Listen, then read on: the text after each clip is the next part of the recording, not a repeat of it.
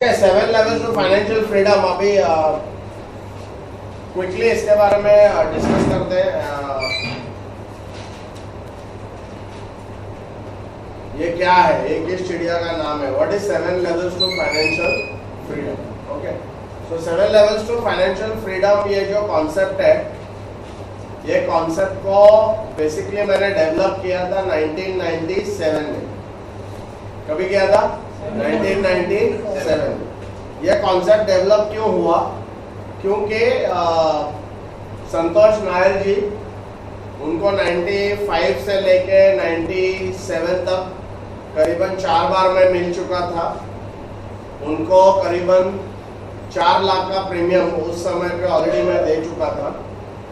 मेरे पास family welfare economics का जो प्रेजेंट गैप और फ्यूचर गैप है, उसका जो कॉन्सेप्ट है, वो सब गैप खत्म हो चुके थे क्योंकि संतोष नायर का सब गैप कंप्लीट कर दिया। बट उसके बावजूद मुझे लगा कि संतोष नायर के पास और भी प्रीमियम मिल सकता है, उनको और भी इंश्योरेंस की जरूरत है।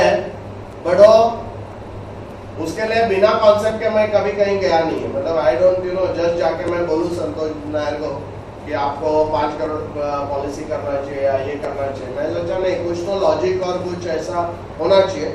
तो वो हिसाब से मैं बहुत सोचता था।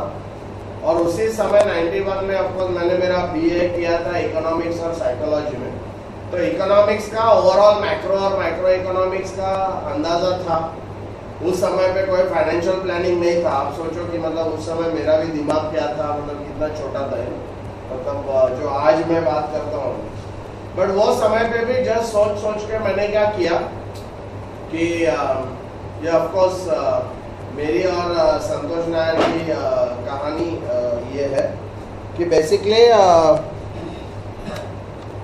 मैंने सोच के ये सोचा कि कुछ तो ऐसा कॉन्सेप्ट मुझे डेवलप करना पड़ेगा जहां पर जो गैप है, अभी जो फैमिली वेलफेयर इकोनॉमिक्स कोर्सेज का जो गैप है, वो गैप खत्म हो चुकी थी, कंप्लीट उन्होंने एग्जीक्यूट किया था और उसमें कोई मतलब और कुछ करने की कोई गुंजाइश नहीं थी। तो मैंने उस समय पे यही सोचा कि इनको क्या किया जाए, किस प्रकार से मैं उनको समझाऊं, क्या करूं। तो उस समय पे मैंने क्या किया, एक प्लेन शीट ऑफ पेपर, मतलब पहले तो सोचा, बहुत कुछ मैंने सोचा क्या करूं इसका क्या कैसे करूं। तो वो जब सोचते मैंने मेरे माइंड में कुछ करते ऐसे थोड़ा सा काम करते कुछ ही महीनों में मैंने एक कॉन्सेप्ट बनाया जिसका नाम मैंने रखा 7 level to financial freedom. Okay, और 7 लेवल टू फाइनेंशियल फ्रीडम में मैंने जैसे यहाँ बताया गया है, एक प्लेन शीट ऑफ पेपर में, नॉर्मल A4 पेपर में एक ऐसी 7 सीडी बनाए मैंने। और वो सीडी उसमें नाम दिया 7 लेवल टू फाइनेंशियल फ्रीडम। और उसको अच्छा मतलब 7वें सीडी पे एक आदमी झंडा लेके खड़ा है। क्यों खड़ा है? क्योंकि उसका फाइनेंशियल फ्रीडम हो चुका है। ऐसे करके मैं वो पूरा बना लिया, माइंड में ये पूरा डिसाइड कर लिया कि ये 7 लेवल क्या होना चाहिए, फर्स्ट लेवल क्या होना चाहिए, सेकंड लेवल क्या होना चाहिए, थर्ड लेवल क्या होना चाहिए, फोर्थ लेवल क्या होना चाहिए, फिफ्थ लेवल क्या होना चाहिए, 6th लेवल क्या होना चाहिए। सब मैंने ओवरऑल थोड़ा जो मैं आपको बताने जा रहा हूँ अभी क्या है वो मैंने पूरा डिसाइड कर लिया। और उसके बाद ये A4 साइज पेपर पे सिर्फ सीढ़ियाँ बना लिया। संतोष नायर जी की 3 बेटियां हैं, देविका, मालविका और राधिका। वो तीनों के लिए मैंने 1.5 लाख का प्रीमियम का एक प्लान बना दिया। वो प्लान मैंने सॉफ्टवेयर से उसका पूरा जो इलस्ट्रेशन आता है वो निकाला। 3 प्रपोजल फॉर्म नंबर 300 उसको कंप्लीटली भर लिया। संतोष नायर जी का 3 साल का इनकम टैक्स का रिटर्न का जेरोक्स बनाया। बाकी जो सब एज प्रूफ वगैरह है वो सब बना लिया। फॉर्म पूरे कंप्लीटली फिलअप करके उसमें पूरा डॉक्यूमेंट अटैच करके वो तीनों उनकी बेटियों के लिए मैंने प्लान बना के अपने बैग में रख दिया। फिर संतोष जी को मैंने कॉल किया कि सर आपको मिलना है। तो संतोष जी ने बोला अभी क्या है, अभी तो मेरा तो गैप पूरा हो गया, अभी क्या है? और बोला नहीं सर, एक नया कॉन्सेप्ट है 7 लेवल टू फाइनेंशियल फ्रीडम। तो बोला कोई नया आइटम बना है क्या? बोला नहीं नया नहीं है, ये जस्ट आपको मैं तो बोला नहीं नहीं तेरा कुछ और कार्यक्रम तू किया रहेगा। बोला नहीं सर कुछ नहीं, मेरे को आपको सिर्फ आके मेरे को 7 लेवल टू फाइनेंशियल फ्रीडम है, ये कॉन्सेप्ट के ऊपर मुझे सिर्फ आपसे बात करनी है। तो बोला अच्छा ठीक है आ जाओ। तो मैं गया उनके पास। मैं जब वहाँ गया तो उसके घर में गया, मैं बैग मेरा नीचे रखा, चेयर पे मैं बैठा, टेबल के ऊपर सिर्फ मेरा A4 जो पेपर है साइज, जिसके ऊपर 7 सीढ़ियाँ मैंने वो स्टेप्स बना लिए थे, वो खाली रखा मैंने। संतोष नायर जी को मैंने समझाया सर फर्स्ट लेवल फलाना फलाना होता है, सेकंड लेवल ये होता है, थर्ड लेवल ऐसे होता है, फोर्थ लेवल ये होता है, फिफ्थ लेवल ये होता है, 6th लेवल में ये करना पड़ता है और 7th लेवल करने के लिए ऐसा करना पड़ता है। तो जो भी है वो मैंने उनसे 10 मिनट के लिए उनको समझाया। वो समझाने के बाद मेरे को संतोष नायर जी ने पूछा, वो तो समझ गया सब बात बराबर है, बोला बट ये आप मेरे को काय को बताए। तो मतलब ना, तो मैंने इमीडिएटली उन्होंने ऐसा मतलब ये किया, इशारा किया कि यार ये मेरे को काय को बता रहे, मतलब मैं क्या करूं। तो बोला नहीं सर कुछ नहीं, मैं सिर्फ आपको कॉन्ग्रेचुलेट करने आया था, बधाई देने आया था। और मैंने उस पेपर पे 3rd लेवल पे ऐसे एक टिक मार्क मारा मैंने 3rd लेवल पे, और संतोष नायर जी को हाथ मिलाया, बोला सर कॉन्ग्रेचुलेशन, आपने 3rd लेवल आपका कंप्लीट हो। उसके बाद मैं साइलेंट रहा, चुप रहा, मैंने कुछ बोला नहीं। संतोष नायर जी एक्सपेक्ट कर रहे थे कि मैं कुछ बोलूंगा। वो मेरे को देखते थे, पेपर को देखते थे, मेरे को देखते थे, पेपर को देखते थे, और सोचते थे मैं कुछ आगे बोलूंगा, क्योंकि उनको लगा मैं कुछ आगे अभी उनको मालूम था कि शायद कुछ तो इसलिए वो ध्यान से मेरे तरफ देख रहे थे, पेपर को देख रहे थे। शायद 1 मिनट का गैप रहा, और 1 मिनट काफी बड़ा होता है बट मैंने ये तय कर लिया था कि मैं बोलूंगा नहीं, क्योंकि जो पहला बोलेगा, ओके ऑलवेज सेल में ये होता है, जो पहला बोलेगा he has to give the money। तो मैंने कुछ बोला नहीं। दोस्तों क्या है, कुछ समय के बाद संतोष ने मुझे एक सवाल पूछा। क्या पूछा रे शर्मा जी, क्या पूछा रे? मैंने उनको बोला कि सर आपने 3rd लेवल कंप्लीट कर लिया। ऐसे 3rd लेवल के ऊपर मैंने टिक मार्क कर दिया। तो संतोष जी ने मुझे पूछा, वो साइलेंस के बाद, डायरेक्टली नहीं, साइलेंस में उनको मतलब मैं सिर्फ उनको देख रहा था, वो मेरे को देख रहे थे, पेपर को देख रहे थे, मेरे को देख रहे थे, पेपर को देख रहे थे। फिर उन्होंने एक मुझे सवाल किया। क्या सवाल किया? 3rd लेवल क्या होगा? 3rd लेवल क्या है उनको मैंने ऑलरेडी बता चुका था। 1st लेवल क्या है बता चुका था, 2nd लेवल क्या है, 3rd क्या है, 4th में क्या होता है, 5th में कैसे होता है, 6th में क्या होता है, 7th में क्या होता है, सब मैंने बता दिया। उनको अभी पता था, बट मैंने बोला कि 3rd लेवल सर आपने कंप्लीट कर दिया। फिर कुछ समय के लिए साइलेंस रहा। उसके बाद उन्होंने कुछ पूछा। क्या पूछा? अब क्या करना चाहिए? कंप्लीट हो गया, इसके आगे क्या करना चाहिए? और कोई बता सके क्या पूछा रहेगा? 4th लेवल के लिए जाने के लिए क्या करना पड़ेगा? 4th लेवल में जाने के लिए क्या करना पड़ेगा? एग्जैक्टली यही उन्होंने मुझे पूछा कि लाजरस 4th लेवल में जाने के लिए क्या करना पड़ेगा। मैंने कुछ उनको बोला नहीं, मैंने कुछ उनको बेचा नहीं, मैंने कुछ भी क्लोजिंग किया नहीं। क्लोजिंग किसने किया? ओके तो क्या है कि ऑलवेज रिमेंबर कि हम राइट सवाल पूछना, राइट टाइम पे राइट सवाल पूछना बहुत इंपॉर्टेंट है। क्योंकि जब आप राइट सवाल राइट समय पे पूछेंगे और शट अप, उसके बाद क्या कर रहा है? Shut up. बहुत बार हम लोग टेंशन में आते हैं, गैप नहीं रहेगा ना, silence. Silence is very important in sales. Always आप अगर साइलेंट रहेंगे ना तो बहुत अनकंफर्टेबल फीलिंग है। तो वो साइलेंस में राइट क्वेश्चन पूछा, राइट टाइम पे पूछा, साइलेंस। संतोष नायर ने मुझे पूछा कि 4th लेवल पे जाने के लिए क्या करना पड़ेगा। मैं बैठा हूँ संतोष के सामने, उनके आंखों से नजर नहीं हटाते हुए मैंने अपने बैग में जो नीचे था बाजू में, बैग के अंदर मैंने झुक के बिना नजर हटाए हुए, क्योंकि नजर हट गई तो ओके, क्या बोला, बिना नजर हटाए मैंने झुक के पूरा पेपर का सेट निकाला, संतोष नायर के सामने रखा, उनके हाथ में पेन दे दिया, बोला संतोष 23 सिग्नेचर्स और 4.5 लाख का चेक, आप 4th लेवल कंप्लीट करें। सीधा प्रपोजल फॉर्म पे मैं सीधा ओपन करते गया, वो एक साइन मारते गए। ओके, उन्होंने कुछ मुझे पूछा नहीं, साइन मारते गए, 21 सिग्नेचर हो गया। उसके बाद मैं बोला सर 4.5 लाख का चेक। इमीडिएटली चेकबुक निकाल के उन्होंने 4.5 लाख का चेक मुझे दिया।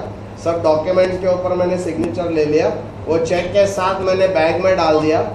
उसके बाद जो मैंने सॉफ्टवेयर से जो इलस्ट्रेशन बनाया था वो मैंने निकाल के संतोष जी को बताया कि जैसे मैंने आपको समझाया था कि 4th लेवल जो है वो बच्चों का एडुकेशन और मैरिज प्लानिंग है, तो इसीलिए आपके तीनों बेटियों के लिए मैंने एक एडुकेशन प्लान बनाया है।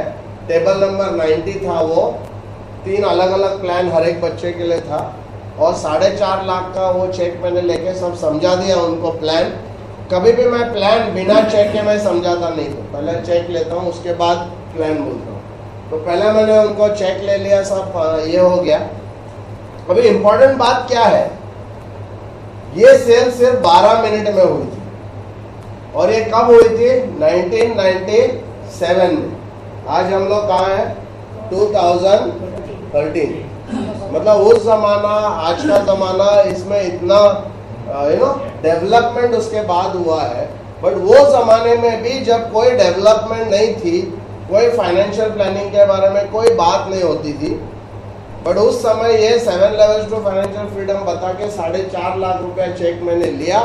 संतोष नायर जी को मैंने थैंक यू बोला, और मैं बैग लेके जैसा निकल ही रहा था, दरवाजे पे पहुंचने से पहले संतोष नायर जी ने मुझे बोला, नालायक इधर आ। तो मैं घबरा गया, क्योंकि कभी कभी क्या होता है, चेक देकर भी कस्टमर कुछ वापस ले लेते हैं। तो मैं घबरा गया, और मैं ऐसे मुड़कर पीछे देखा, बोला हाँ संतोष नायर क्या?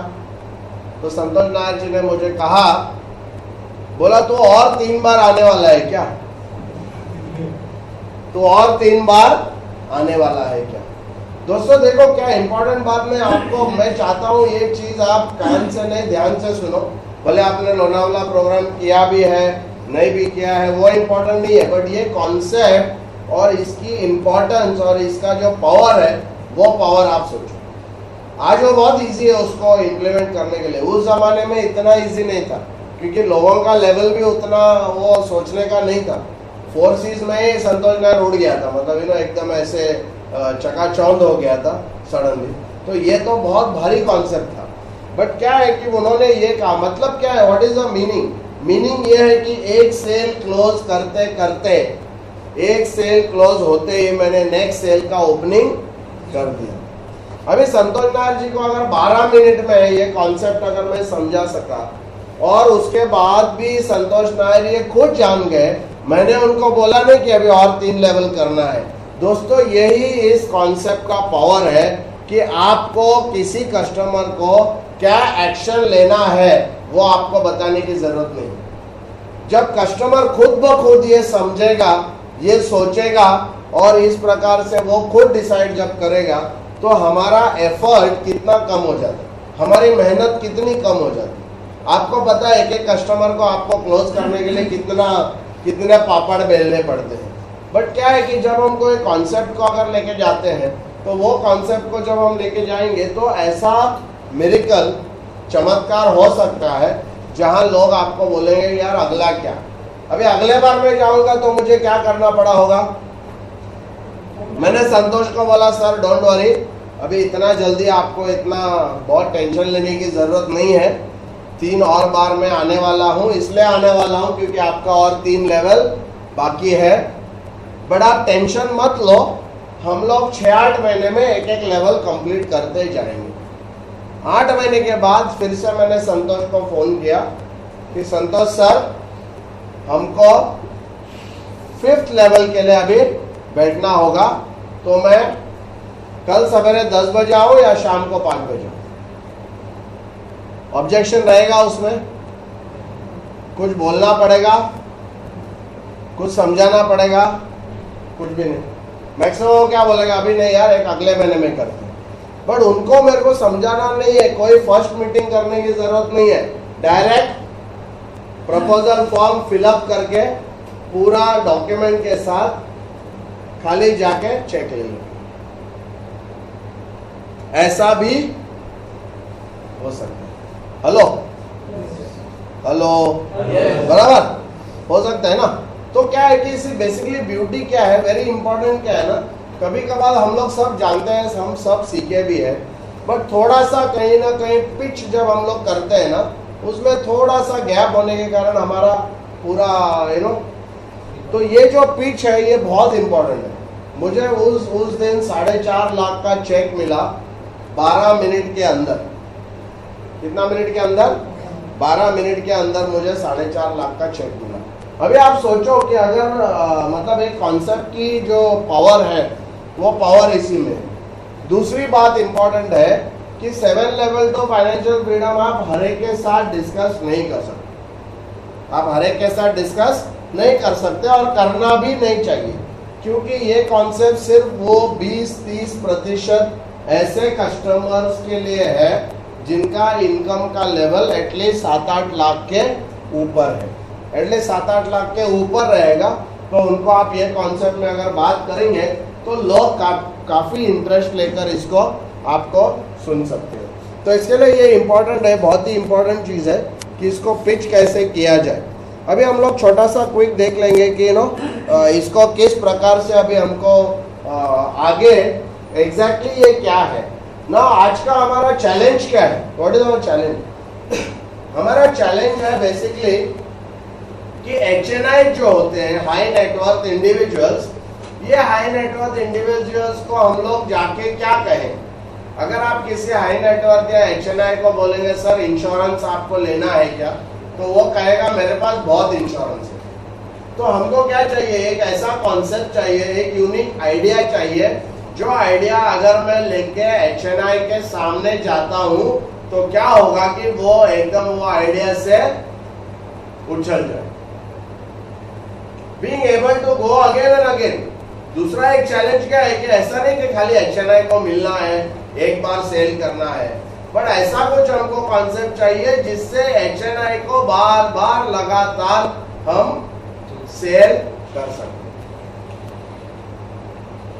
तीसरा चैलेंज है कि भले एक HNI को हम मिले, उसको एक बार अगर हमने सेल कर दिया, उसके बाद दोबारा भी कर दिया, तीसरे बार भी कर दिया, बट उसके बाद ये बड़ा चैलेंज ये आता है कि उस HNI से कंटिन्यूअस बेसिस पे उसके जैसे रेफरेंसेस हमको कैसे ज्यादा से ज्यादा मिले। राइट और रॉन्ग? हेलो, हाँ करेक्ट। तो ये हमारा एक बड़ा चैलेंज होता है। और चैलेंज क्या है? To develop long lasting relationship with them. उनके साथ हमको एक लॉन्ग लास्टिंग रिलेशनशिप हमको डेवलप करना है। We have to develop a long lasting relationship, creating value proposition and being considered as different. तो हम लोग खाली इंश्योरेंस एजेंट है या जैसे मैंने बोला, कहीं अगर हम जाते हैं तो उनके ऑफिस में जब उसके बॉस को कोई जाके बोलता है तो क्या बोलेगा? कोई आया है? क्या बोलेगा? कोई आया है। तो बोले कोई कौन है? कोई आया है। ऐसा अगर हमारा इंट्रोडक्शन होता है तो मतलब देयर इज समथिंग रॉन्ग। कोई अगर कहता है कोई आया है तो वो ऑफिस से आपको बाहर निकलना चाहिए, क्योंकि आप कोई नहीं है। कोई है क्या? ओके। सो आपकी जो छवि है, आपका जो वैल्यू प्रोपोजिशन है, उसको वैल्यू प्रोपोजिशन बोलते हैं, उसको यूएसपी बोलते हैं, यूनिक सेलिंग प्रोपोजिशन। आपका ऐसा क्या अलग है, हटके है, ऐसा क्या आपका यूनिक है जिसके कारण लोग आपको नाम से जाने। वो जाके बॉस को बोलना चाहिए बॉस लाजरस डायस है, वो ये आया है। तो वो जब जाके नाम से बोलेगा then when will that happen? जब खाली बॉस ने उसके आसपास जितने सारे लोग हैं सब लोग आपको जानेंगे, पहचानेंगे और आपके बारे में बातें होगी। Selling life insurance without talking about it सबसे बड़ा चीज है अपने जिंदगी में कि ये लाइफ इंश्योरेंस बिना कहे हम कैसे बेचें। 7 लेवल टू फाइनेंशियल फ्रीडम में एक भी जगह पे हम लोग लाइफ इंश्योरेंस की बात नहीं करते। जो भी लोनावला किया है, अदरवाइज ऑल्सो FWE में, फैमिली वेल्थ इकोनॉमिक में, आप सब जानते हैं we are this. Talking about concept is they get excited and they go and talk to their friends, बहुत इंपॉर्टेंट है। अगर मैं आपको कुछ अच्छा चीज बताऊं या अगर एज एन एजेंट में जाके कोई कस्टमर को कुछ अच्छा चीज बताए, तो ये जरूरी होता है कि हमारे बिजनेस को बढ़ने के लिए वो बंदा ये कॉन्सेप्ट जाके और किसी लोगों से, कुछ उसके मित्रों से, कुछ उसके रिलेटिव से, कुछ उसके फैमिली मेंबर से, वो उसके बारे में बात करे। रवि जेठानी जब आज जाता है ये 7 लेवल टू फाइनेंशियल फ्रीडम का कॉन्सेप्ट लेकर, जो मल्टी टीओटी है आज, वो सिर्फ 7 level to financial freedom concept पे ही काम करेगा। और उसको बहुत सारे सीईओज है, सीएफओज है, वो उनके दोस्तों को जाके बोलते अरे यार मेरा 5th लेवल हो गया, तेरा कौन सा लेवल हुआ? तो जब लोग एक दूसरे से बात करते हैं, बोलेगा तेरा कौन सा लेवल हुआ? बोला कौन सा लेवल है, क्या लेवल है, मैं समझा नहीं। बोला अरे यार तेरे को नहीं मालूम, मैं तो 7 लेवल टू फाइनेंशियल फ्रीडम में मेरा 5वां लेवल कंप्लीट हो चुका है, खाली मेरा 2 लेवल बाकी है। तो दोस्त बोलेगा अरे यार क्या बात कर रहे हैं, तो कौन सा लेवल? बोला अरे नहीं मालूम, तेरा इंश्योरेंस एजेंट ने तेरे को नहीं पता? बोला नहीं यार। अच्छा ठीक है, चलो ये रवि जेठानी का है, वो वहां से कॉल करेगा और उसको दे देगा, बोलेगा मेरा मित्र है, इसको फीस मत चार्ज करना, बट जरा इसका भी देखो किधर लेवल क्या है, यू नो। तो क्या होता है कि लोगों में जब वो बातें चलती है, लोगों को मालूम पड़ता है कि मैं ये लेवल पे हूँ, you know. What is the challenge today? आज चैलेंज क्या है? प्रोस्पेक्ट गिव 4 कॉमन, लोग क्या कहते हैं, 4 कॉमन रिस्पॉन्स है लोगों। आप देखो कहीं भी आप जाओ, माइंडसेट क्या है? 4 कॉमन रिस्पॉन्स क्या है? आई हैव इनफ इंश्योरेंस, अरे मेरे पास बहुत इंश्योरेंस है। दूसरा क्या है? I am worth more dead than alive, बोले यार जीते जी मेरी इतनी वैल्यू नहीं जितने में मरने के बाद हूँ, I am more dead you know than alive. I know everything about life insurance, यार तू क्या बताएगा मेरे को, सब मालूम है। बहुत सारे एजेंटों ने आके इतना मेरे को पढ़ा के गए हैं इंश्योरेंस के बारे में, अभी मेरे को कोई बाकी नहीं है। और बोलेगा currently I am not interested in any policy. What about financial planning? Financial planning जो है वो आने वाले दिनों में की रोल प्ले करेगा, कस्टमर का एडवाइजर।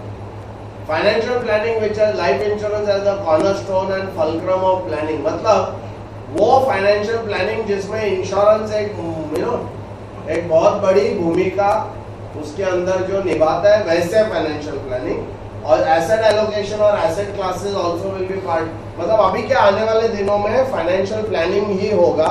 बट मैं सीएफपी की बात नहीं कर रहा हूँ। सीएफपी की जो फाइनेंशियल प्लानिंग है वो एक अलग लेवल पे चल रही है, अलग बातें हैं, पॉलिसी सरेंडर करने की बात होती है, खाली टर्म पॉलिसी लेने की बात होती है, मैं वो नहीं कह रहा हूँ।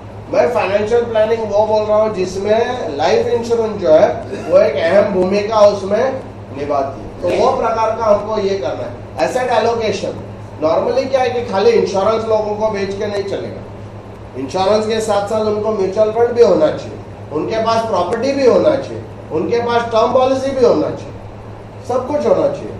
बट उसका अलग अलग तरीके से वो डिसीजन लेना चाहिए। सबको टर्म पॉलिसी हम नहीं दे सकते, ना ही सबको खाली लाइफ इंश्योरेंस दे सकते। तो एसेट एलोकेशन मतलब अलग अलग एसेट क्लास जो है, अलग अलग एसेट क्लास का एक मिश्रण, एक यू नो एक कॉम्बिनेशन होना चाहिए, ताकि कस्टमर के जो नीड्स है, उसके जो जरूरत है, वो जरूरत उसके पूरे हो। 7 लेवल टू फाइनेंशियल फ्रीडम क्यों सीखना चाहिए हमको, क्या जरूरत है? क्योंकि क्या होता है कि 7 लेवल टू फाइनेंशियल फ्रीडम अगर आप सीखेंगे तो आपको जब अपॉइंटमेंट लेना है, आपको एकदम सिंपल बात, अभी मेरे ऑफिस में कमलेश गुरबख्शानी करके एक डीओ है, वो आए थे उनके एजेंट को लेकर, और वो काफ़ी सीएफपी वगैरह बहुत यू नो मतलब काफ़ी उनका ये है। तो मैंने उनको यही पूछा, मैं बोला सर अगर मैं आपको ऐसे कहूँ, क्योंकि टेलीफोन स्क्रिप्ट में हमको क्या बोलना है, वेरी सिंपल है। मैं किसी भी HNI से अगर बात करूँगा, मैं क्या कहूँगा, सर आप 7 लेवल टू फाइनेंशियल फ्रीडम में कौन से लेवल पे है? अगर मैं ऐसे किसको बोलूं तो क्या होगा, रिप्लाई क्या होगा? What will be the reply? 7 level क्या है? अच्छा मेरे को क्या चाहिए? मेरे को यही चाहिए। कोई बोले वो क्या है? बोला सर वो समझाने के लिए मुझे आपको आके मिलना पड़ेगा, मुझे 30 मिनट अगर आप टाइम दे सकते हैं सर, तो क्या मैं कल सवेरे 10 बजे आऊँ या शाम को 4 बजे ठीक रहेगा? और वो पूछेगा नहीं ना काय को आते हैं, हेलो क्यों आते हैं, नहीं पूछेगा, है ना। तो मोस्टली क्या होता है 7 लेवल टू फाइनेंशियल फ्रीडम के लैंग्वेज में अगर हम बात करते हैं तो हमारा अपॉइंटमेंट जो है वो फास्ट होता है, closing becomes very easy. Closing easy क्यों होता है 7 लेवल टू फाइनेंशियल फ्रीडम में? Why closing is easy? Concept है, but why? This is to complete some level. Okay, he will insist, but again, why it is this? क्योंकि क्या होगा कि आप लोग नॉर्मल आम जनता एजेंट है, उससे कुछ हट के आप बात कर रहे हैं, तो ऑब्वियसली उनको आपके बारे में एक अलग एक अलग परसेप्शन होगा, एक अलग नजरिया होगा, एक अलग लेवल पे वो सोचेंगे आपके साथ। वो सोचेंगे कोई ऐसे ही कोई नहीं है, ये कोई नहीं है, ये मिस्टर देसाई है, ही इज वेरी नॉलेजेबल। और वो ये तो क्या है कि जैसे संतोष नायर का भी मैं आज उनको क्लिप बता रहा था, जो संतोष नायर ने वीडियो शूटिंग किया है, जिसमें वो क्लियरली बताते हैं कि जब मैं पहले बार उनको मिला था, इंश्योरेंस के बारे में उनको कुछ पता नहीं, बट जिस प्रकार से मैंने उनको समझाया तो उनको पता चला कि इंश्योरेंस कितना इम्पोर्टेंट है। अब हमारा काम क्या है? हमारा काम सिर्फ है कि जो लोग इंश्योरेंस के बारे में सोचते नहीं है, कभी भी अपने आप से कोई भी इंसान इंश्योरेंस के बारे में नहीं सोचेंगे। ये एक ही ऐसी चीज है, इंश्योरेंस एक ही ऐसी चीज है जो सबको जरूरत है, बट किसी को लगता नहीं, सबको जरूरत है। मतलब दुनिया में ऐसा एक भी शायद इंसान ना हो जिसको इंश्योरेंस की जरूरत नहीं हो, बट साथ ही साथ पूरे दुनिया में एक भी ऐसा इंसान नहीं है जिसको लगता है कि मेरे को इंश्योरेंस लेना चाहिए। तो जरूरत है बट लगता नहीं। तो हमको कुछ ऐसा करना पड़ेगा जिससे लोगों को ये हमको प्रेजेंटेशन मतलब एक कॉन्सेप्ट के तरीके से अगर हम इसको करते हैं तो क्लोजिंग बहुत इजी होता है, बिकॉज उसको पता है ये कॉन्सेप्चुअली 7 लेवल जब हम बोलते हैं तो ये कोई बेचने के लिए नहीं आया। लोगों को नहीं लगेगा कि ये बेचने के लिए आया, लोगों को क्या लगेगा, ये मुझे एडवाइस देने आया है, मुझे ये मेरे बारे में ये सोच रहा है। Easy to get reference, very easy. एक बार आपने कुछ अच्छा यूएसपी कर दिया, आपका अगर अच्छा ये हो गया तो आपको क्या है कि आपका रेफरेंस मिलने के लिए आपको बहुत इजी होगा, very easy to sell again and again. आपको कोई प्रॉब्लम नहीं है। लोगों को एक बार इस चीज में आपने वो हुक रहते ना, हुक, जैसे मच्छी पकड़ने जाते तो हमको हुक, वैसे ये एक हुक है जो कस्टमर एक बार इस हुक में अगर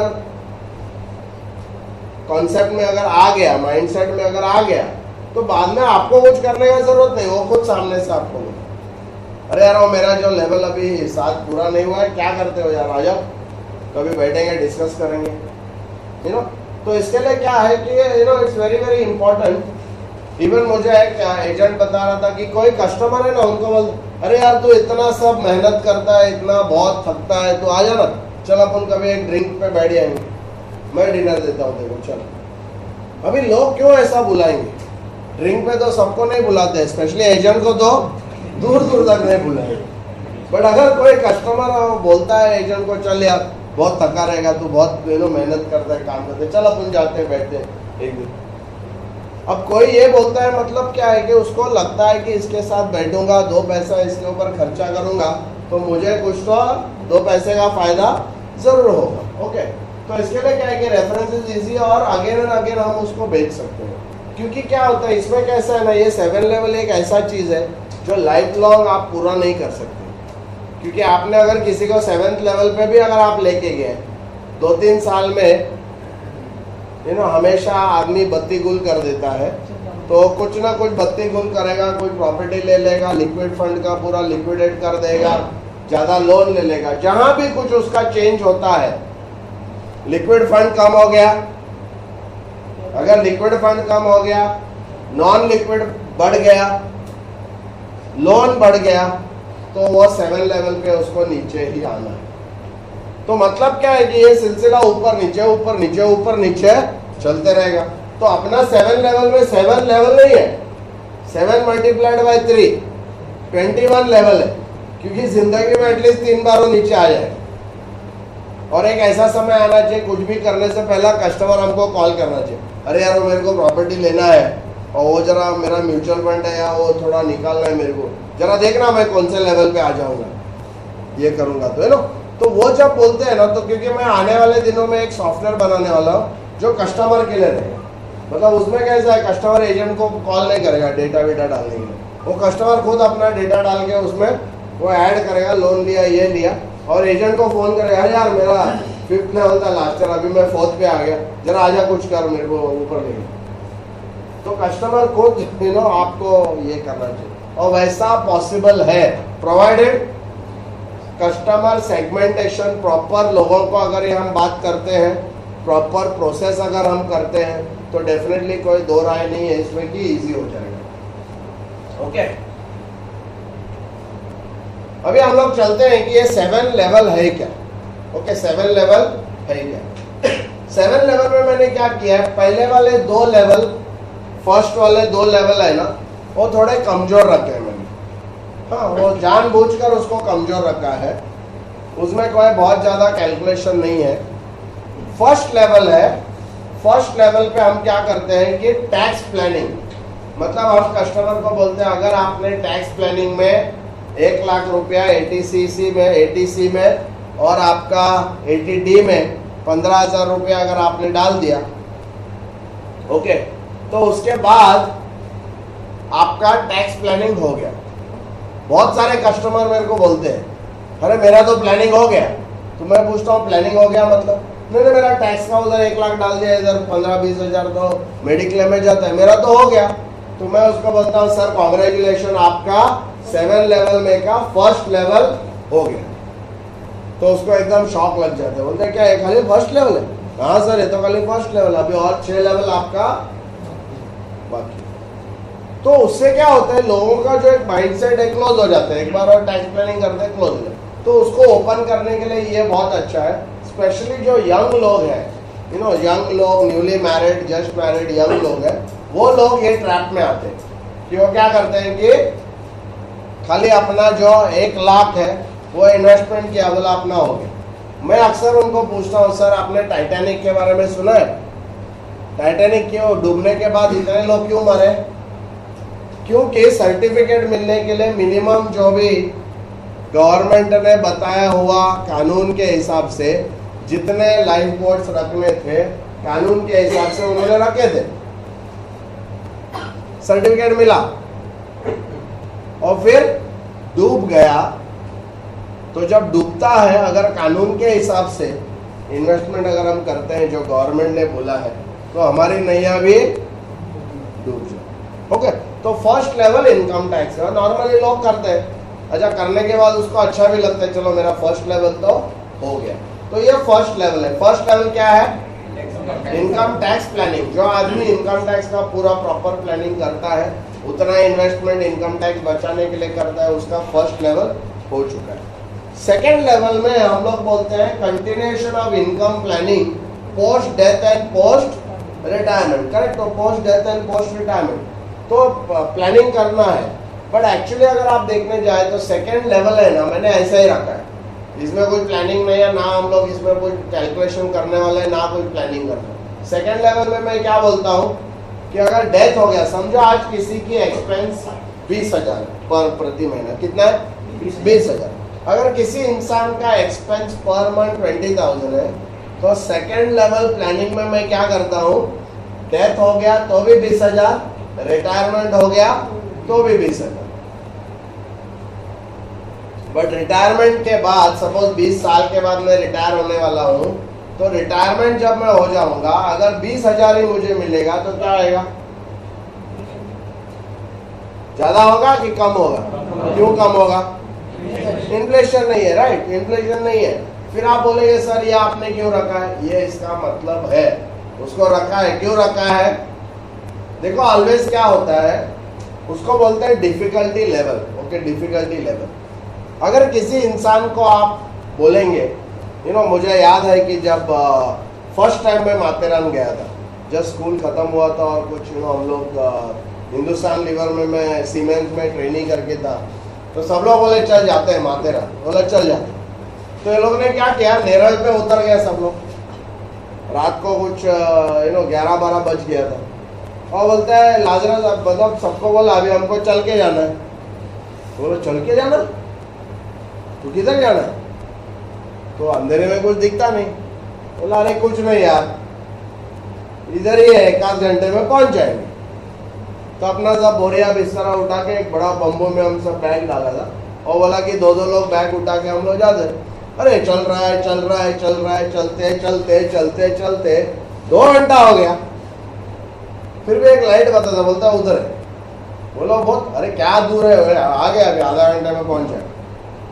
क्या होता है कि वो आधा घंटा बोलने से और 1 घंटा चला। तो बोला अरे यार क्या हो गया? अरे कुछ नहीं यार, क्या अभी हो गया, थोड़ा हमको लेट हो गया, अभी आधा घंटे में पहुंच जाए, देखो कितना नजदीक दिखता है। चलो ऐसा करके 7 घंटा चला है, वो भी पहाड़ ऊपर इसमें। बट क्या होता है कि अगर नीचे जब हम चलने शुरू किया था उस समय अगर मुझे किसी ने बोला था 7 घंटा चलने के, मैं सीधा अगली ट्रेन पकड़ के सीधा घर पे आ गया। मेरा मन नहीं करता था, मतलब मेरे को बहुत उसको क्या बोलते हैं ना, डिफिकल्टी लेवल। डिफिकल्टी लेवल अगर बहुत बड़ा है या हाई है तो आप फिर क्या करते हैं, वो चीज आप करते नहीं है। सिमिलरली इंसान का भी ऐसे ही है।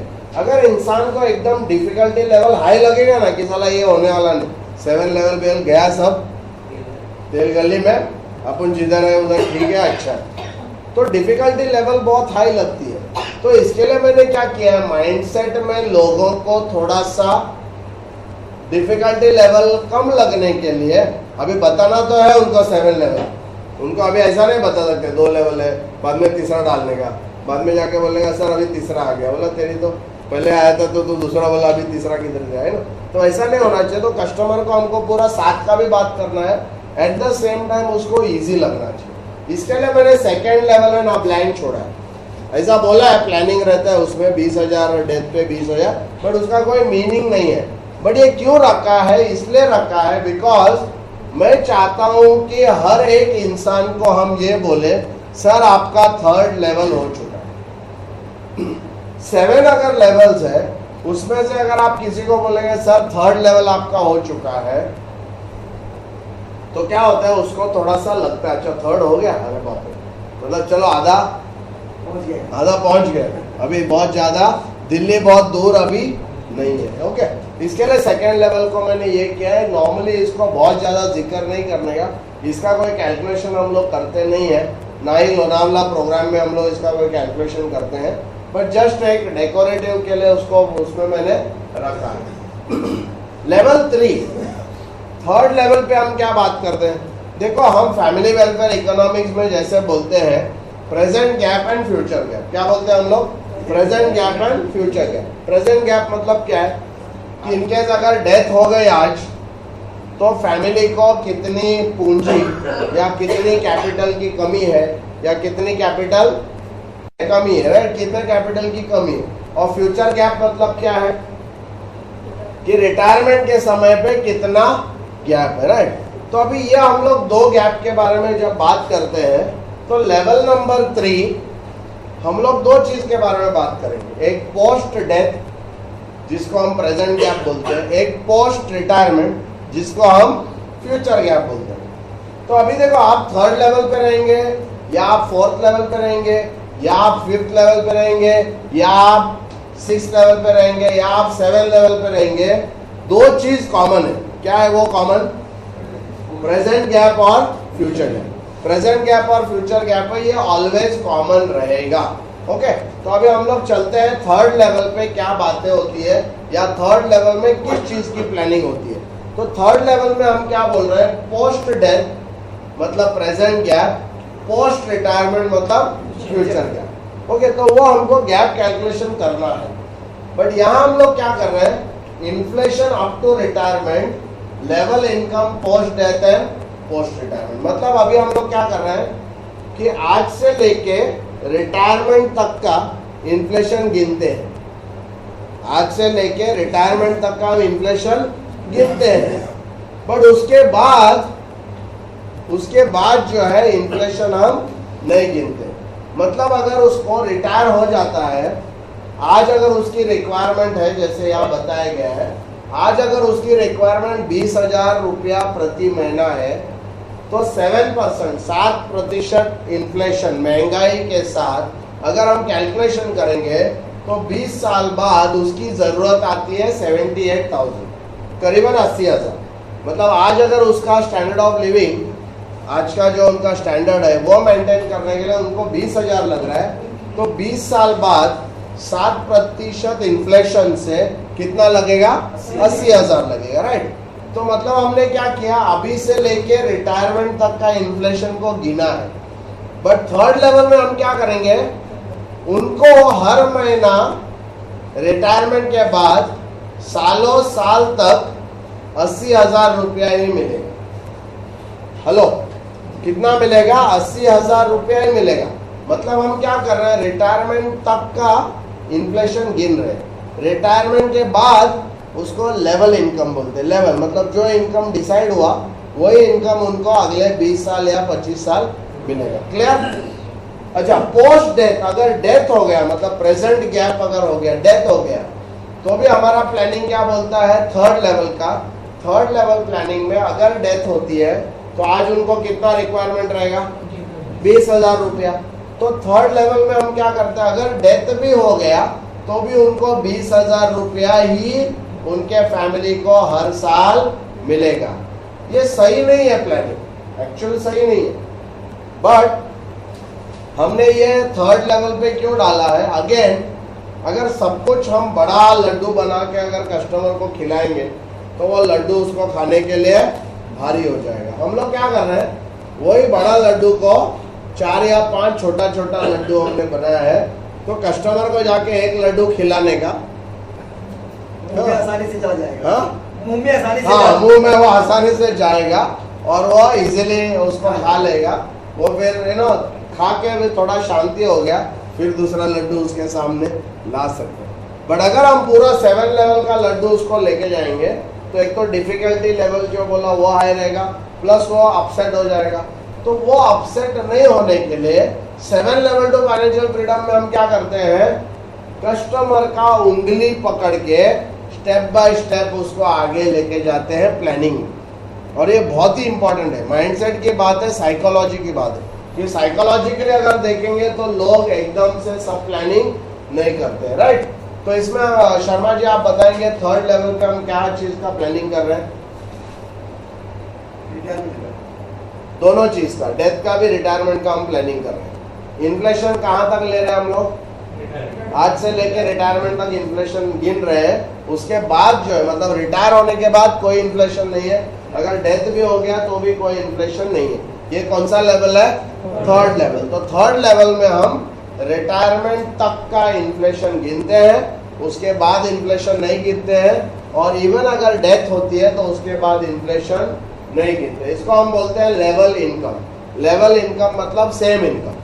तो प्लानिंग क्या होगी, अगर डेथ हुआ तो फैमिली को 20,000 रुपया प्रति महीना मिलते जाएगा, और अगर रिटायरमेंट हुआ तो 80,000 रुपया प्रति महीना आने वाले कितने भी साल मिलते रहेगा। ये हो गया लेवल नंबर 3। अभी लेवल नंबर 4, लेवल नंबर 4 हम लोग ये कहते हैं चिल्ड्रन एडुकेशन एंड मैरिज। बच्चों का पढ़ाई का और शादी का खर्चे का प्लानिंग। खर्चा रहेगा कि नहीं रहेगा? खर्चा रहेगा, तो उसका प्लानिंग हम करते हैं। तो बच्चों का एडुकेशन के लिए, बच्चों का शादी के लिए जो हम प्लानिंग करते हैं वो कौन सा लेवल में आएगा? Fourth level. तो हम क्या करने का, पहला थर्ड लेवल उसको लेके जाने का, थर्ड लेवल का प्लानिंग करने का, उसके बाद उसके पास जाने का, बोलेगा सर 6-8 महीने के बाद जाने का, बोलेगा सर आपका थर्ड लेवल अभी हो चुका है, अभी आपको क्या करना है, फोर्थ लेवल पे जाना है। और सर फोर्थ लेवल के लिए आपके बच्चों का एडुकेशन प्लानिंग, आपके बच्चों का मैरिज प्लानिंग अगर हम करते हैं, कंप्लीट करते हैं, तो आपका फोर्थ लेवल होगा। अभी आप जानते हैं संतोष नायर जी को मैंने क्या कहा था कि सर आपका थर्ड लेवल हो चुका है, मतलब क्या प्लानिंग हो चुका था? अब तो रिटायरमेंट हमने इन्फ्लेशन लिया था, उसके बाद इन्फ्लेशन नहीं लिया था, और डेथ भी अगर होती है तो इन्फ्लेशन नहीं लिया था। तो जब मैं उनको ये मिलने गया तो मैंने क्या किया, उनके 3 बेटियों के लिए एडुकेशन और मैरिज का प्लानिंग किया। 4.5 लाख रुपए का प्रीमियम आया, और मैंने उनको बोला कॉन्ग्रेचुलेशन, अभी आपका फोर्थ लेवल हो चुका है। तो फोर्थ लेवल हो चुका है, मतलब क्या हो चुका है? बच्चों की पढ़ाई और शादी क्या टाइम नहीं, दोनों हो चुका है। डेथ तक का भी प्लानिंग हो चुका है खाली 20,000 मिलने के लिए, रिटायरमेंट का भी प्लानिंग हो चुका है 80,000 हर साल मिलने के लिए, और बच्चों का पढ़ाई और शादी का खर्चा भी, उसका भी प्लानिंग हो चुका है। तो अपना फोर्थ लेवल कंप्लीट हो गया। अभी चलते हैं आगे, नेक्स्ट है फिफ्थ लेवल। नेक्स्ट क्या है? Fifth level. फिफ्थ लेवल में अभी हम क्या करेंगे, जो इन्फ्लेशन हम बोलते थे ना खाली रिटायरमेंट तक, अभी हम इन्फ्लेशन रिटायरमेंट के बाद भी लेके जाएंगे और डेथ के बाद भी। मतलब 5वें लेवल पे प्लानिंग क्या होगा कि अगर डेथ हो गई तो कितना चाहिए फैमिली को आज? 20,000। अगले साल कितना चाहिए? इन्फ्लेशन के हिसाब से। तो हम लोग क्या करेंगे, जब हम लोग लेवल 5 की बात करेंगे तो हम लोग क्या कहते हैं, प्री रिटायरमेंट भी हम इन्फ्लेशन पकड़ रहे हैं और पोस्ट रिटायरमेंट भी हम इन्फ्लेशन पकड़ रहे हैं। तो जैसे यहाँ चार्ट में आप देख रहे हैं, 5वां लेवल का जब मैं प्लानिंग करता हूँ तो फैमिली को पहले साल में 20,000 रुपया प्रति महीना मिलेगा, अगले साल में कितना मिलेगा? 21,400 रुपया, तीसरे साल में कितना मिलेगा? 22,900 रुपया, चौथे साल में कितना होगा? 24,500। ये बढ़ क्यों रहा है? क्योंकि महंगाई के कारण 7% से आपको जो इनकम है वो बढ़ते जाना चाहिए। तो मतलब डेथ हो गया तो भी बढ़ेगा, और अगर रिटायरमेंट हो जाता है तो जैसे थर्ड लेवल पे 80,000 हर साल मिलता था वो नहीं, अभी क्या होगा, पहले साल में 78,000 मिलेगा, सेकेंड ईयर में 83,000 मिलेगा, थर्ड ईयर में 89 मिलेगा, फोर्थ ईयर में 95 मिलेगा। मुझे अभी आप बताओ कि थर्ड लेवल प्लानिंग और फिफ्थ लेवल प्लानिंग, उसमें कैपिटल या गैप किसका ज्यादा रहेगा? फिफ्थ लेवल का ज्यादा रहेगा कि थर्ड लेवल का ज्यादा रहेगा? ऑब्वियसली फिफ्थ लेवल का ज्यादा रहेगा। क्यों ज्यादा रहेगा? क्योंकि उसको इन्फ्लेशन के साथ हम इनकम दे रहे, तो जायज है कि गैप दो और बढ़ेगा। बट अगर किसी ने थर्ड लेवल कंप्लीट किया है, एग्जीक्यूट किया है, और उसके बाद हम फिफ्थ लेवल की बात करने जाते हैं, तो उसमें थोड़ा सा गैप रहेगा जो कस्टमर को मैनेजेबल लगेगा, इजी लगेगा। और वो एक्सेप्ट करेंगे। क्यों? क्योंकि उसका प्रीवियस वाला अगर 8-9 महीना उसने प्रीमियम भरा है तो अभी वो थोड़ा लेवल पे आ जाता है। देखो क्या होता है, मतलब बोलने का बात क्या है कि हम लोग 8-9 महीने के बाद क्यों जाना चाहिए? क्योंकि क्या होता है कि एक सिस्टम है ना, हमारा बॉडी हमारा एक सिस्टम में आ जाता है। जब आप देखो, आप नया लोन लेते हैं तो जैसा ही लोन लेते हैं ना, बहुत धक्का मुक्की चालू रहता है, 2, 4, 5 महीना 6 महीना पूरा डामाडोल हो जाता है, बाद में लेवल पे आ जाता है। फिर बाद में कितना EMI जाता है, अपने को बहुत ज्यादा ऐसा फर्क नहीं पड़ता है, ऑल्दो है लफड़ा है, बट बहुत ज्यादा ऐसा फर्क नहीं पड़ता, ओके लगता है। बट क्या है कि एक बार वो बॉडी सेंस कर लेती है और अपना वो लेवल में हम लोग एक सिस्टम में आ जाते हैं। ओके, तो यहाँ पर हमने लेवल 5 में क्या देखा कि हमको हर साल पैसा जो है बढ़ता हुआ मिलना चाहिए, क्योंकि जो रुपए से आज आप जो खरीद सकते हैं वो कल आपको नहीं मिलेगा, आपको ज्यादा पैसा लगेगा वही खरीदने के लिए। तो जब हम प्लानिंग की बात करते हैं या जब हम एडिक्वेट प्लानिंग की बात करते हैं तो ऑब्वियसली हमको ये करना है। नॉर्मली क्या होता है ना, CFP है ना, यहाँ तक बात करती है, CFP का जो प्लानिंग है वो यहाँ तक बात होता है। हमने 2 एडिशनल लेवल्स हमने उसमें डाले हैं, इसलिए डाले हैं क्योंकि हम खुद 1993 में जो मैंने जिन लोगों का प्लानिंग किया था, जो आप लोग प्रेजेंटेशन में देखते हो, असलम मेरा एक्चुअली कस्टमर है और उसका एक्चुअल हाल बेहाल हुआ था। 93 में उनका कोई प्लानिंग किया था, बट क्या हुआ कि उनका 2000 तक सब पैसा खत्म हो गया। मतलब मेरे लिए वो एक वेकअप कॉल था कि बॉस व्हाट इज हैपनिंग, मैं तो बहुत अच्छी तरह प्लानिंग किया था, बट उस समय पे ये सब कॉन्सेप्ट हमको पता नहीं थे। तो लेवल नंबर 6 में हम क्या करते हैं अभी, लेवल नंबर 6 में मैं ये कहता हूँ कस्टमर को कि सर आपने अभी इन्फ्लेशन वाला भी प्लानिंग कर लिया, रिटायरमेंट के बाद भी आपको इन्फ्लेशन के साथ, महंगाई के साथ बढ़ता हुआ पैसा मिलेगा। अगर डेथ भी हो गया तो भी आपको बढ़ता हुआ पैसा मिलेगा। मगर अगर कल को गवर्नमेंट ईईटी अगर लाती है, जहां पर आपके पूरे इन्वेस्टमेंट इनकम के ऊपर अगर टैक्स लगेगा, अगर टैक्स लगता है तो क्या होगा? आपने बंदे को 20,000 का प्लानिंग करके दिया है, 20,000 में से उसका अगर 20% भी अगर टैक्स जाता है तो उसके हाथ में रहेगा कितना? 16,000। अगले साल आपने उसका 22,000 का प्लानिंग किया है, बट उसका 17,000 या 16,500 हाथ में आएगा, बाकी तो टैक्स में जाएगा। तो मतलब क्या है, एक डर रहता है, या एक ऐसा भी हो सकता है कि प्रॉब्लम ये हो सकती है कि कोई कस्टमर का हमने प्लानिंग सब करके दिया है, प्री रिटायरमेंट इन्फ्लेशन क्या, पोस्ट रिटायरमेंट क्या, बोला चकाचक अब एकदम चलो धमाल, बट क्या अगर टैक्सेशन उधर आ गई तो उसका बाउटा गुल हो सकता, प्रॉब्लम हो सकती।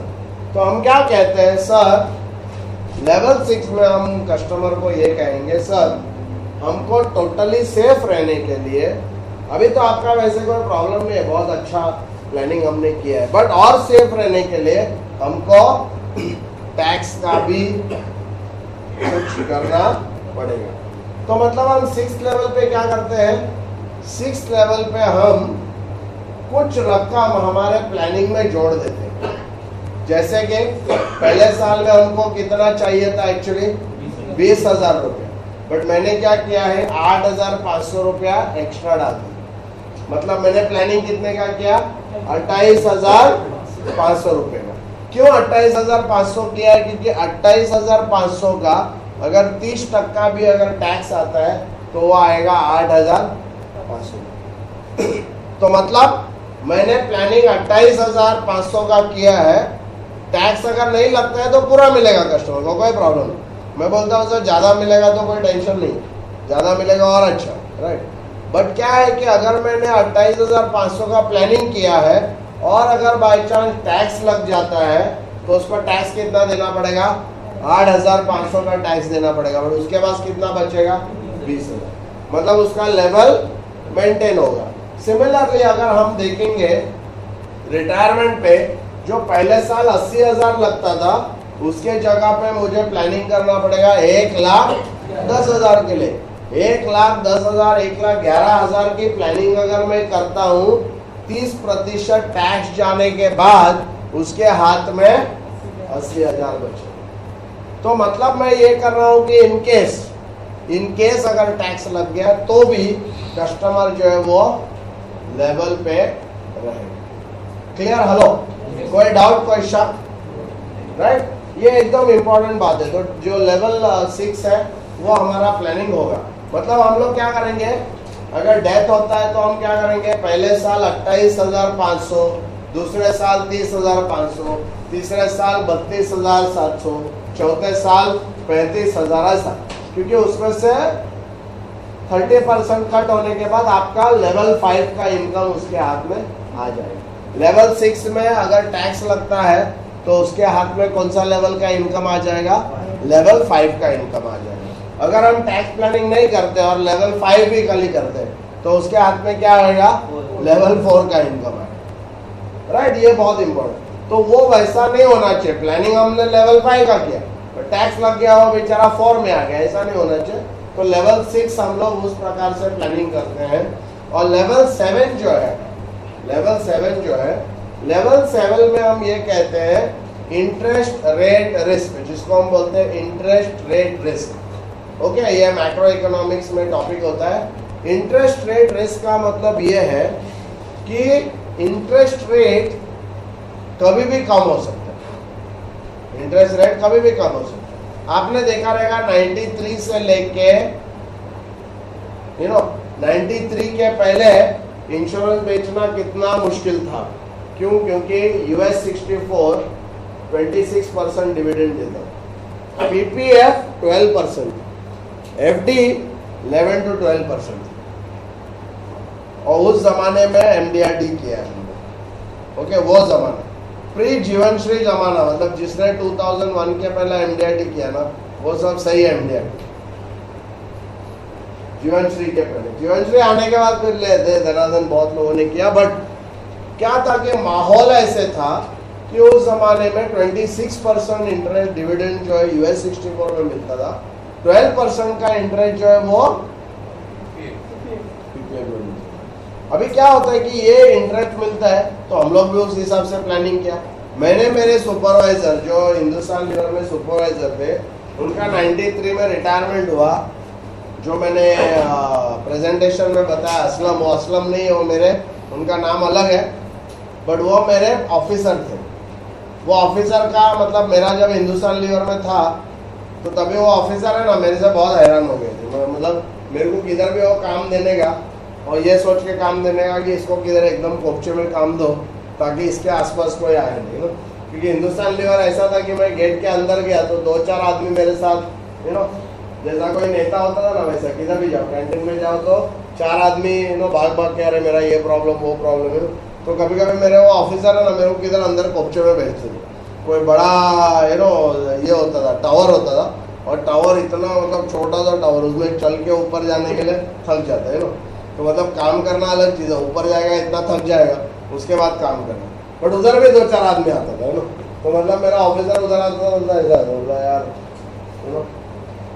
तो ऐसे ये था, तो उनको मालूम था। बट क्या है, लीवर में सब लोग मेरे को अच्छा मानते थे। तो जैसा उनका रिटायरमेंट नजदीक है, उन्होंने बोला लाजरस, मेरे को लगता है अभी और किसी के पास में है ना, अभी मेरा जो भी नहीं आया तेरे को ही पार करना पड़ेगा, तू बैठ के जरा प्लानिंग है। मैंने बोला ओके, तो उनको अच्छा प्लानिंग मैंने बना के दिया। बट दोस्तों क्या हुआ, 93 में जो 12% का रेजिम था वो सीधा 2001 में 7% पे आ गया। 5% इंटरेस्ट रेट गिर गया। जो लोग रिटायर्ड हो चुके थे उसके पहला उनका सबका गुमला हो गया, उनका सबका प्रॉब्लम हो गया। ये जो ऑफिसर जिनका मैंने प्लानिंग किया उनका भी वही प्रॉब्लम हो गया, क्योंकि उनको यह पता नहीं था कि उनका खर्चा 10% से बढ़ेगा। तो उनका खर्चा 10% से बढ़ते गया, उनका जो इंटरेस्ट है वो 1-1% से हर साल में गिरते गया। तो इसके लिए क्या हुआ, 6-7-8 साल में उनका पूरा जो कैपिटल है वो खत्म हो गया। तो मतलब प्लानिंग करने के बाद, तो ये जो स्टेप है ना बहुत इंपॉर्टेंट है। पता नहीं अभी 93 के बाद 2001 के बाद कुछ हुआ नहीं है, बट अगर फॉरेन कंट्रीज में हम लोग देखते हैं आज 0.5%, 1%, कोई देश में तो आप बैंक में पैसा रखेंगे तो आपको इंटरेस्ट देना पड़ेगा, ऐसा उल्टा है। तो वो चीज़ अगर माहौल होता है या आता है, क्योंकि हम लोग लॉन्ग टर्म प्लानिंग की बात कर रहे हैं, 20 साल क्या होगा पता नहीं है। तो इसके लिए मैंने 7 स्टेप पे क्या सोचा है, इंटरेस्ट रेट रिस्क। मतलब हम लोग क्या करेंगे, आज का जो इंटरेस्ट रेट है उसको आधा पकड़ के चलेंगे। आज का जो इंटरेस्ट रेट है उसको आधा पकड़ के चलेंगे। अच्छा मेरे को ये बताओ कि आज का इंटरेस्ट रेट अगर आप आधा पकड़ के चलेंगे तो जो कैपिटल है जो लगेगा वो बढ़ेगा कि कम होएगा? वो बढ़ेगा, काफी बढ़ेगा, तो मतलब आपका प्रेजेंट गैप भी बढ़ेगा और आपका फ्यूचर गैप भी बढ़ेगा। तो क्या होता है कि 7th लेवल अगर किसी ने किया है, और ये मैं आपको दावे के साथ कह सकता हूँ, अगर किसी ने 7 लेवल टू फाइनेंशियल फ्रीडम हाल ही में एक्चुअली में अगर इम्प्लीमेंट किया है तो उसको माइक्रो इकोनॉमिक और macro economic, okay, micro economic मतलब उसका खुद का लोचा, तो लेवल 5 तक उसका खुद का हम लोग हैंडल करते हैं। लेवल 6 और 7 हम मैक्रो इकोनॉमिक्स को हैंडल करते हैं, मतलब देश में या इकोनॉमिक जो एनवायरनमेंट है उसमें कुछ चेंजेस भी हो गया तो भी वो बचा। तो 7th लेवल पे मैं उनको क्या बोलता हूँ, सर आज का इंटरेस्ट रेट 8% है तो हम लोग 4% पे प्लानिंग करेंगे।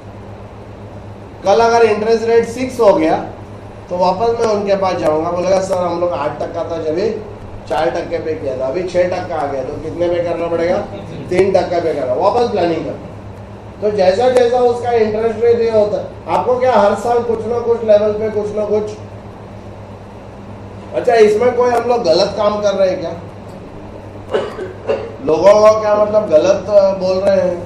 Nothing, absolutely. इसमें जो भी आपका गैप आता है वो कस्टमर के डेटा से गैप आता है, हमारा कोई गैप उसमें डाल दो। लॉजिक है एकदम, कस्टमर के लिए लॉजिक है, अपने लिए मैजिक, समझा ना, मतलब वो इम्पोर्टेंट। अपने को मैजिक है, कस्टमर के लिए लॉजिक है।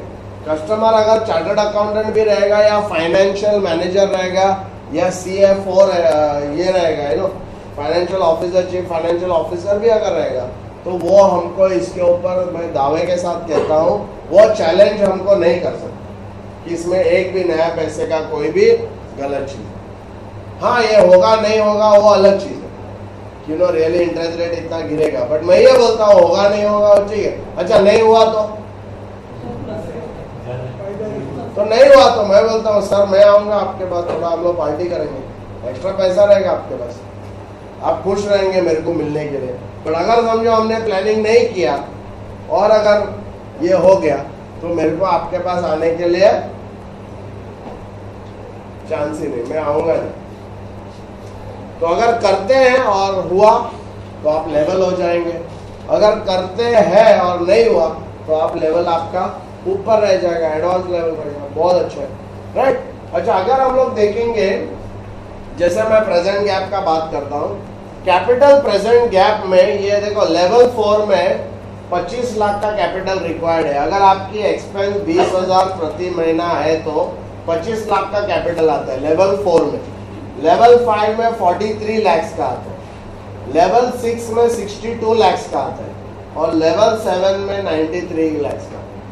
अगर आप डायरेक्ट लेवल 7 किसी को अगर 93 लैक्स बताएंगे और आप उनको धीरे धीरे करके पहले 25 लाख बताएंगे, उसके बाद 25 लाख माइनस 43 15 लाख बताएंगे, उसके बाद फिर 43 माइनस 62 22 लाख बताएंगे, उसके बाद आप 30 लाख बताएंगे, तो कितना इजी होता है लड्डू खाने के लिए, राइट। और उसके साथ साथ अगर फ्यूचर के आप देखेंगे, 20,000 अगर आज का आपका सालाना खर्चा है तो लेवल 4 में 1,22 लाख का कैपिटल लगेगा रिटायरमेंट का प्लानिंग में। लेवल 5 में 2,28 लाख का लगेगा, लेवल 6 में 3,26 लाख का लगेगा और लेवल 7 में 4,28 लाख का।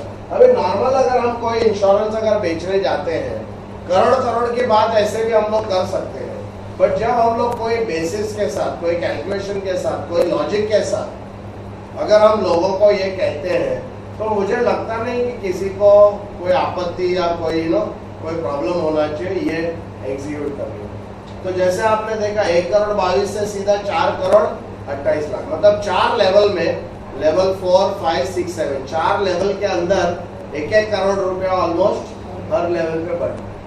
मैं डायरेक्ट जाऊंगा उसको 4 करोड़ करो तो और डर जाएगा, बेचारा मर जाएगा, बोलेगा तू आया था ना, मेरे को एक ने बोला जब तक तू